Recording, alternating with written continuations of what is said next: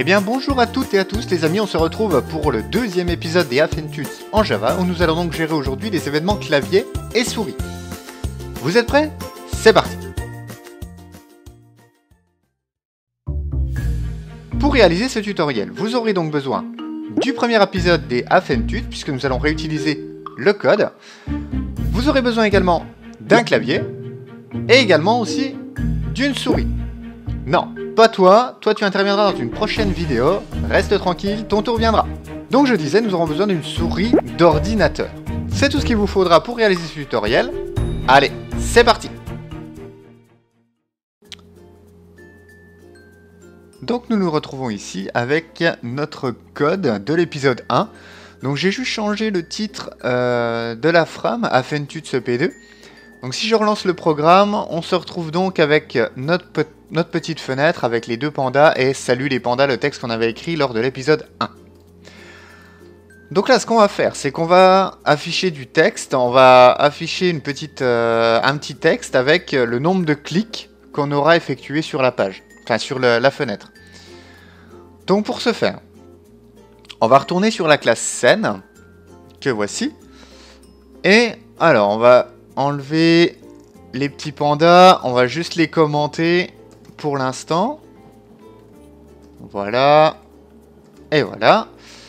Je vais juste remettre URL à la place. Voilà, URL, on va l'appeler URL font, comme ça quand je décommenterai, ça passera super bien.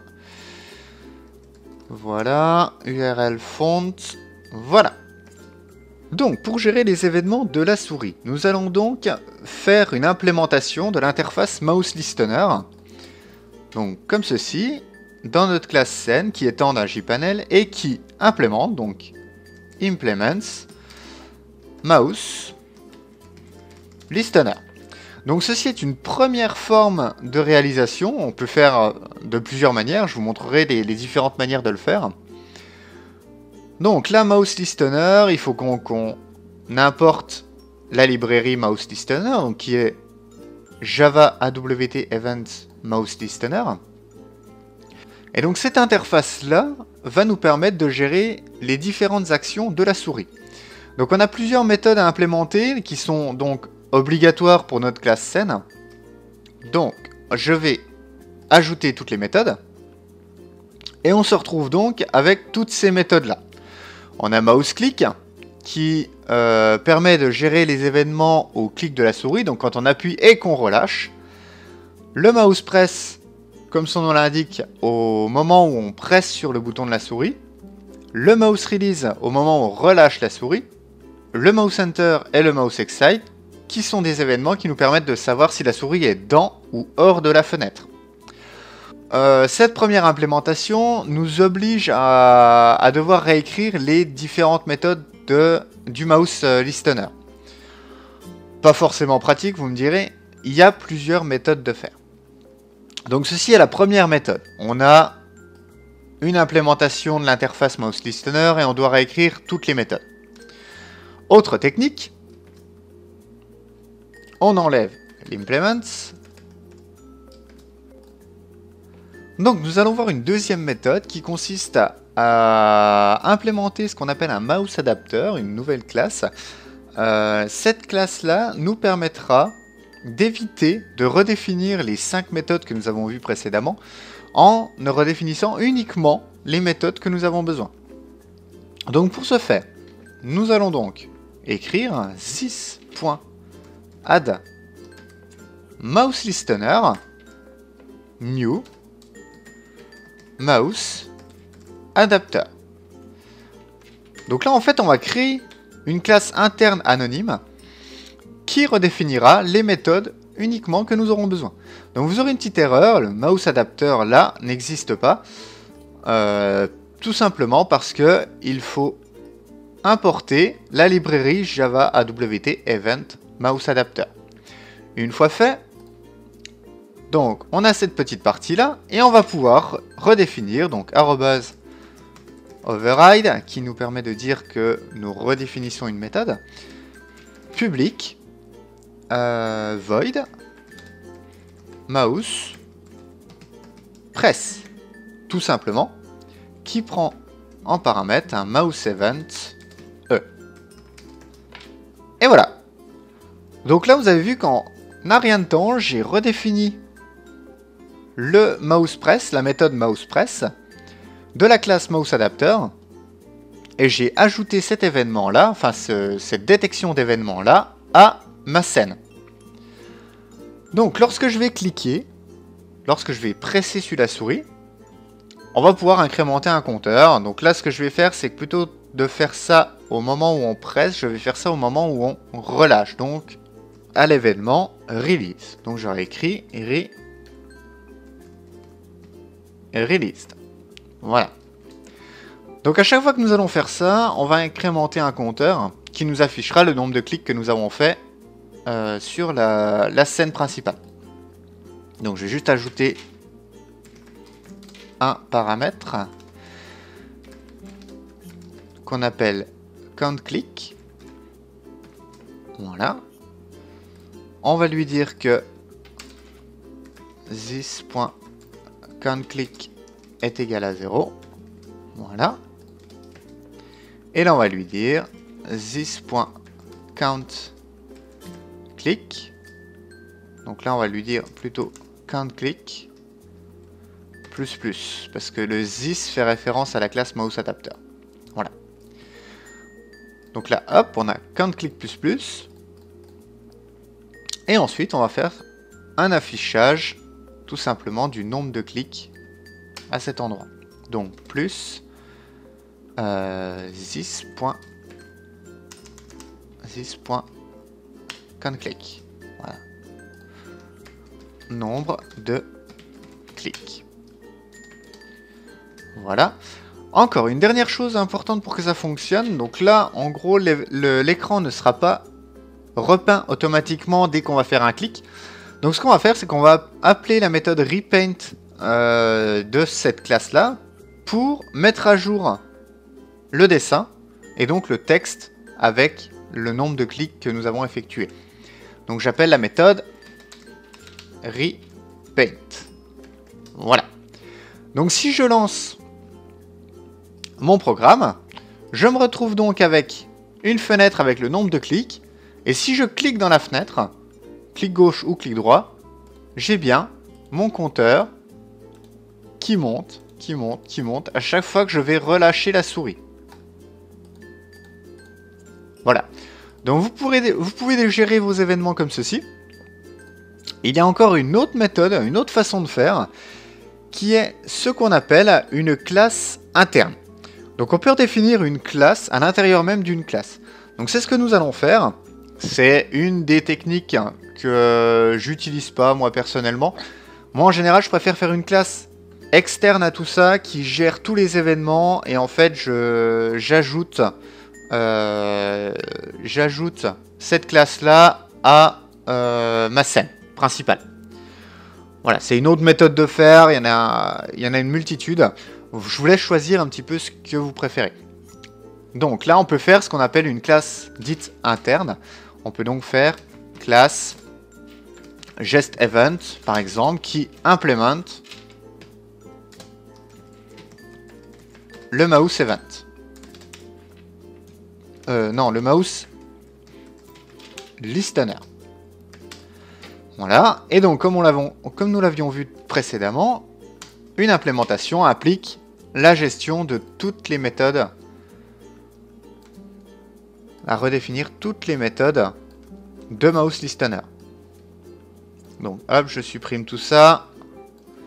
Je supprime ça. Je supprime ça. Je supprime ça. Voilà. Et donc, nous allons redéfinir, nous, uniquement la méthode mouse release qui se trouve juste là.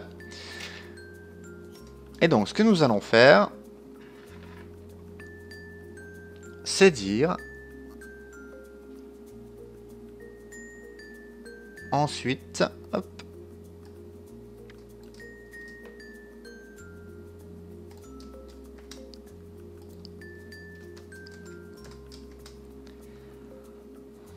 voilà. Donc nous allons ajouter ensuite un attribut qui va s'appeler, allez hop, on va faire private Voilà, on va dire que c'est gest event GE. Voilà. Et que gest event c'est lui. Voilà. Hop, c'est bon. Voilà. Et donc dans le constructeur, on va lui dire, donc je commande ça. Voilà. On va lui dire this.add mouse listener de GE. Et que GE c'est égal à new mouse new gest event de this, puisque du coup on va ajouter dans gest event, voilà, on va lui dire scène. Voilà, hop, public, voilà le constructeur principal, et donc on a notre scène, hop, private scène, voilà, dans lequel on va lui dire que this.scène est égal à scène, tout simplement.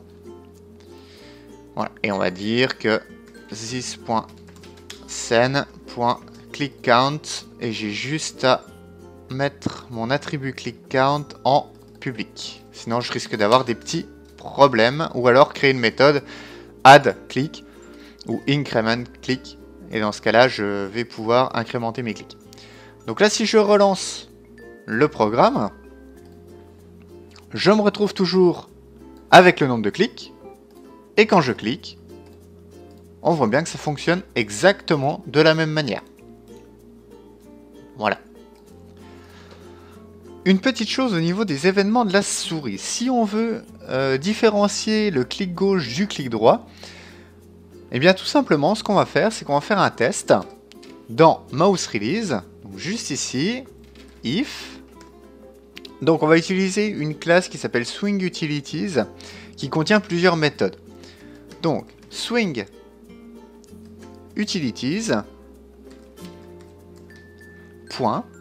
Et donc on voit que on a plusieurs méthodes, et nous ce qui nous intéresse c'est isLeftMouseButton qui prend en paramètre un mouse event. Donc si le bouton de la souris de gauche est pressé, ce que je vais faire c'est que je vais incrémenter click count. Et si c'est le clic droit pardon, de la souris, je vais décrémenter comme clic. Donc, swing utilities, point, is, cette fois, right mouse button. Là, je vais faire un this.scène, point, conclick, moins.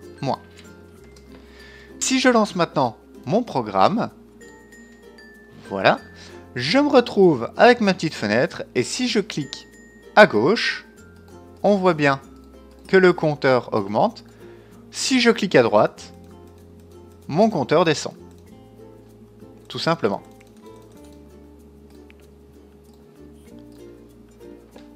Une dernière chose sur les événements de la souris, il nous reste à voir les événements de déplacement de la souris qu'on appelle mouse motion. Donc nous allons pour cela implémenter dans notre classe interne les événements motion du mouse motion listener. Donc j'ajoute mouse motion listener. Ne pas oublier d'inclure la classe mouse motion listener, donc juste ici, donc Java AWT event mouse motion listener. Et donc cette classe là nécessite une implémentation de deux autres méthodes. Nous avons mouse drag qui est l'événement au moment où je clique et je déplace la souris, et l'événement mouse move qui détecte les événements juste de déplacement de la souris. Donc nous, ce qui nous intéresse, c'est surtout l'événement mouse move. Je vais vous faire une petite démonstration là-dessus.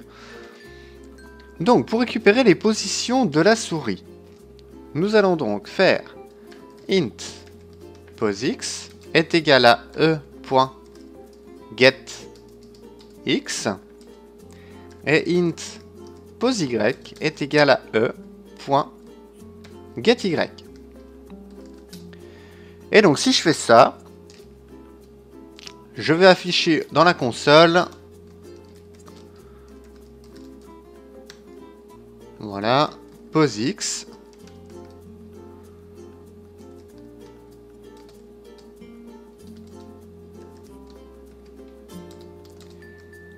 et posy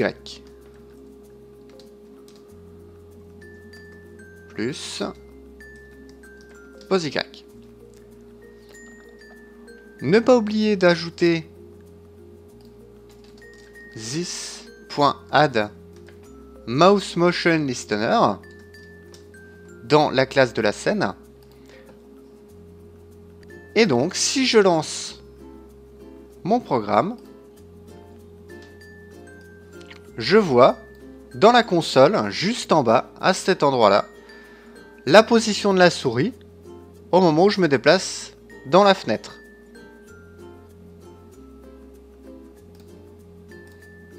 Et voilà. Donc je peux retrouver, voilà, dans la console, hop, à cet endroit-là, les différentes positions en X et en Y au moment où j'ai déplacé ma souris. Donc grâce à ça, on peut détecter à certains endroits où est-ce que la souris se trouve et déclencher certains événements par rapport à ça. Nous en avons fini avec les événements de la souris. Bien sûr, ce ne sont que des exemples, vous pouvez vous-même tester vos propres exemples avec les différentes méthodes que nous avons vues ici. Nous allons donc maintenant nous attaquer aux événements du clavier. Comme les événements souris du mouse listener, nous avons le key listener qui s'occupe des événements du clavier. Nous rajoutons donc à notre classe d'événements le key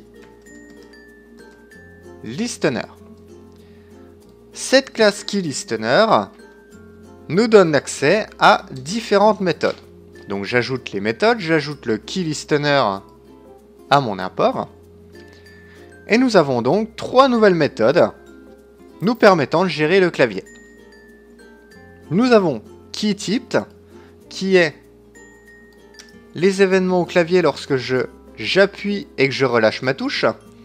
La méthode keyPress, qui se déclenche au moment où nous appuyons sur la touche du clavier. Donc c'est cette méthode que nous allons utiliser pour faire déplacer notre panda à l'écran. Et la méthode keyReleased, qui nous permet donc de détecter les événements au relâchement d'une touche du clavier. Donc nous allons déplacer notre panda. Pour ce faire, nous allons ajouter une position en X et une position en Y à notre panda qui va changer au fur et à mesure du temps. Donc j'ajoute une pose X et une pose Y dans les attributs de ma classe scène. Et cette fameuse pose X et pose Y, je les ajoute également dans le dessin de l'image. Donc this.poseX et this.poseY. Voilà.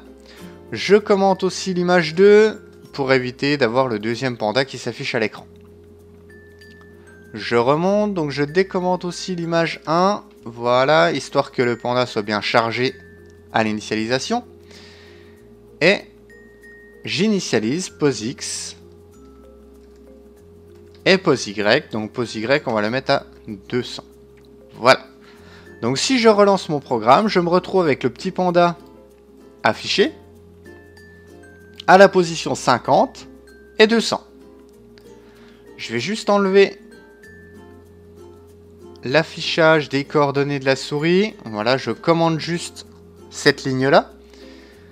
Et donc maintenant, à l'événement du keyPress, ce que je vais faire, c'est que je vais déplacer le panda en position X pour les appuis des touches Q et D. Et en position en Y, quand je vais appuyer sur les touches Z et S. Donc c'est parti. Si e.getKeyCode égale à keyEvent. Donc les touches du clavier VK commencent toujours par VK underscore. Et donc là, on a une liste de toutes les touches du clavier possibles. Donc nous, ce qui nous intéresse, c'est VKQ pour décrémenter la position de notre panda. Donc là, ce que je vais faire, c'est que je vais faire this. POSIX moins. Sinon, si e.getKeyCode égale keyEvent.vkd, alors ce que je fais POSIX plus, ce qui mettra à jour automatiquement la position en X de notre panda si j'appuie sur la touche Q ou sur la touche D. Donc là, ce que je vais faire, c'est que je vais faire un autre if. Si on appuie sur la touche Z et Q, il faut que notre panda puisse se déplacer en diagonale. Donc si j'avais rajouté un autre else if, le panda n'aurait pas pu se déplacer en haut si j'appuie encore sur la touche Q ou D. Donc là, je permets ce déplacement en diagonale en effectuant un nouveau test.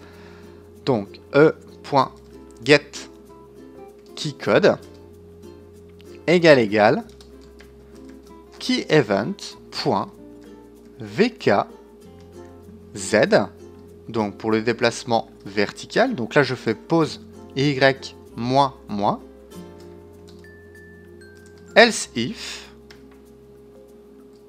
e.getKeyCode égale keyEvent.vk underscore s. Et là, je fais déplacer mon petit panda en position y++. Attention à bien penser à rajouter la request du focus au niveau du paint component, car au lancement du programme, la fenêtre perd le focus au fur et à mesure. Donc bien faire un request focus à chaque paint. Et après, à réappuyer, donc faire un repaint à la fin de la méthode. Voilà. Une dernière chose à ajouter pour que le programme fonctionne, c'est de lui dire que l'on doit gérer les événements du clavier. Donc this.add keyListener de GE. Voilà. Si maintenant je lance mon programme, comme ceci, et que j'appuie sur la touche Z ou S, le panda descend. Si j'appuie sur Q et D, mon panda se déplace donc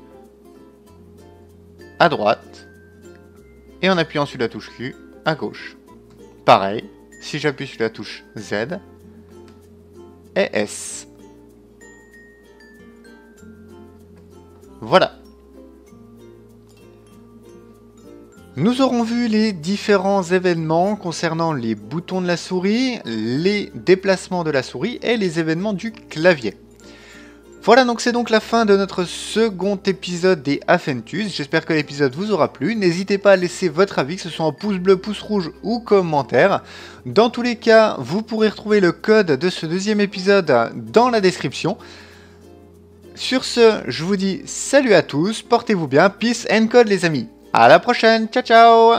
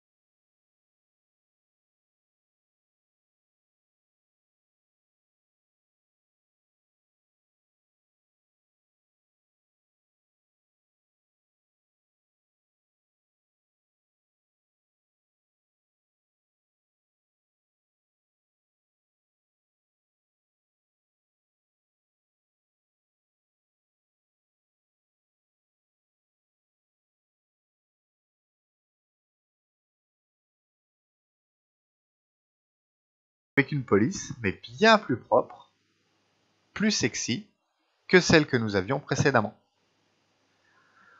Voilà, donc vous savez maintenant comment afficher des images à l'écran et du texte également à l'écran comme bon vous semble.